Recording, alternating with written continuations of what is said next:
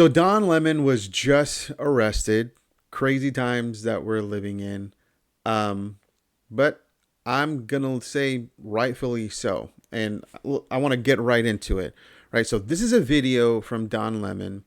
And if you don't know the context or anything that was happening here, but basically he stormed into a church along with other people who were there to basically agitate and protest. And that's not my opinion. The video that we're about to watch literally proves that. And the lady who's in charge of this whole organization, I don't really know what it is, but she literally says we're here to disrupt. And so he was a part of that. What I know is that they've been arresting people who stormed the church, who interrupted, a service that was happening.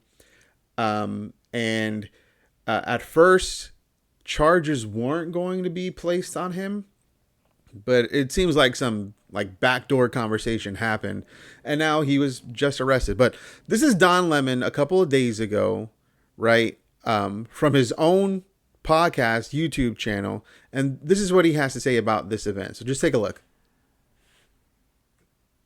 This is an operation that is secret, that they invited folks out. This is Operation Pull Up, more of a clandestine operation. We show up somewhere. They don't expect us to come there, and then we disrupt business as usual.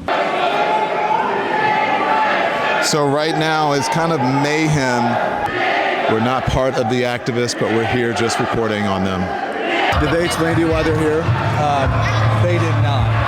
They said that there is someone here in Easterwood, who is a member of ICE, and he's a pastor of the church. Our church had gathered for worship, which we do every Sunday. We asked them to leave, and they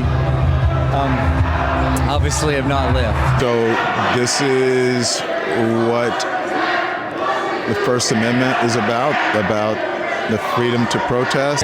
There's a varying array of views in this church on politics of immigration. Recognize the complexity of the issue. This shows you just how divided America is.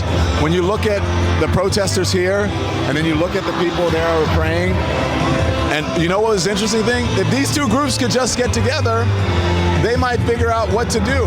I don't necessarily agree with everything that's going on in the Twin Cities right now, but I don't think it's good to fight fire with fire. I think it's good to speak up. I think it's good to protest, but I think it's better to do it in a peaceful way.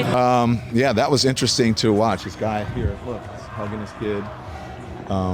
And, I imagine it's uncomfortable and traumatic for the people here. They think you lost and this didn't accomplish anything, and you went into their house, the house of the Lord. The reality is the house of the Lord is a place where love lives. It's not a place where you can have a pastor masquerading as the director for the field office of ICE in St. Paul. Yeah, just terrible, ridiculous, it's ridiculous. And I understand that there are going to be a lot of people out there who are going to have different opinions, they're protesting ICE, and they're saying that the pastor there is basically not just a supporter of ICE, but is actively working with them. And so they came to disrupt and bring attention to that and all those things. And you can have your opinion on ICE. You can have your opinion on whether or not you think the Trump administration is taking things a little too far with what's going on. But whether no matter what side you're on, there has to be an agreement that the law matters. The law matters.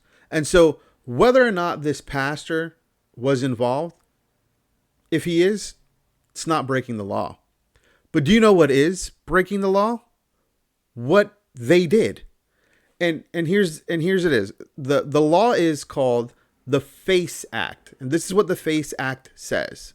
It is a federal law that prohibits the use of force, threat of force, or physical obstruction to injure, intimidate, or interfere with anyone obtaining or providing reproductive health services, including abortion, as well as damaging property of these facilities or places of worship. So I know that first part, they're going to be people, this has nothing to do with, abortion or anything.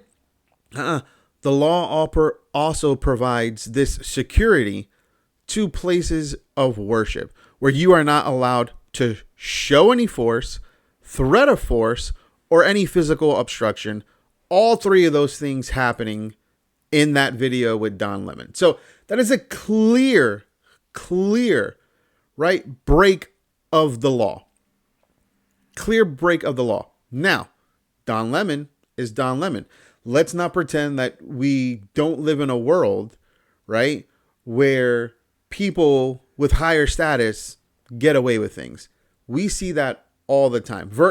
And it doesn't matter what side of the aisle you're on, left, right, whatever. We see people who do damaging, terrible things that everyday citizens like you and me, like we would get arrested for, be put in jail for years. And they get away for it. They get away with it. We see that all the time. And so, yes, is there, I believe, a level of we're going to make Don Lemon an example here? Absolutely. But did Don Lemon break the law? Yes. And if you're one of those individuals who I'm one of those, who look at all the elites and you say, listen, they need to be punished for their crimes just as much as you and I would be if we did the same thing. This is a perfect example of that. I don't care that it's Don Lemon.